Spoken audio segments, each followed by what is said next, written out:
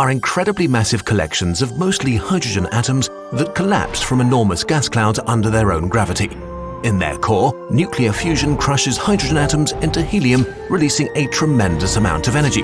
This energy, in the form of radiation, pushes against gravity, maintaining a delicate balance between the two forces. As long as there is fusion in the core, a star remains stable enough.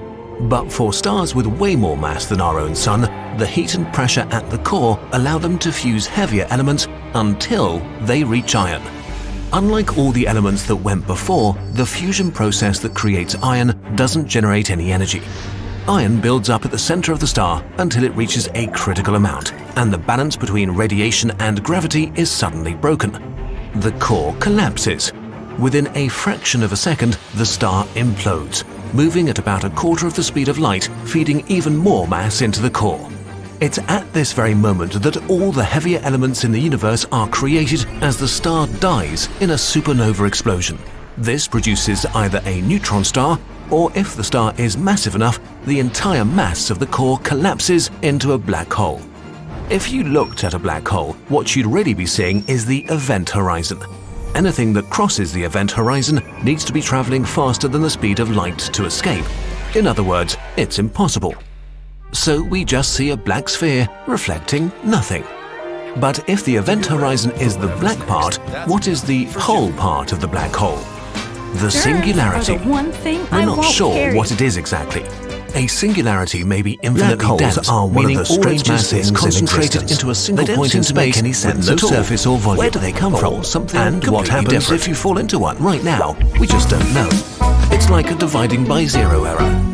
By the way, black holes do not suck things up. Stars are incredibly massive collections of mostly hydrogen atoms that collapse from enormous gas clouds under their own gravity. We would freeze to death. Of course, nuclear fusion crushes hydrogen atoms into a black hole, releasing a tremendous amount of energy. Is different. This energy, in the form of radiation, pushes against gravity, maintaining a delicate balance between the two forces for you.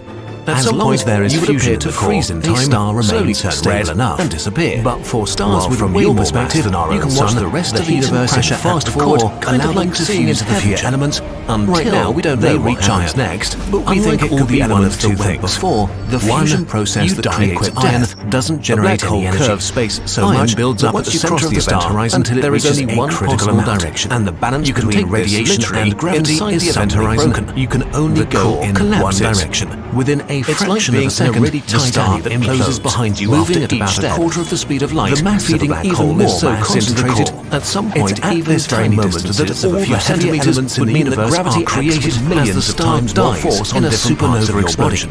Your cells get torn apart as your body stretches more and more until you're a hot stream of plasma of the core collapses into a black hole. You die a very quick death at a black hole. Very soon what you'd really be seeing is the event horizon. Firewall and be terminated in an instant. The event horizon needs to be traveling faster than the speed of light to escape. In other words, it depends on the mass of the black hole. So we just see a smaller black hole would kill you before you even entered its event horizon. The event horizon is the travel inside a supermassive black hole for quite a while. Black hole. As a rule of thumb, the further away from the singularity you are, sure what it is exactly. A singularity may be infinitely dense, there are stellar masses concentrated with a few times the mass of the Sun with no surface or volume, asteroid, and then there are these supermassive black holes which are found at the heart of every galaxy. It's like a dividing by zero for billions of years. By the way, black holes do not suck the largest supermassive black hole known. If we were to swap the Sun for an equally massive black hole, nothing much would change times the mass of our Sun would freeze to death. It is 236.7 billion kilometers in diameter, which is 47 times the distance from the Sun to Pluto. From the outside, you seem to slow down as you approach the event horizon, so a process called slower for you.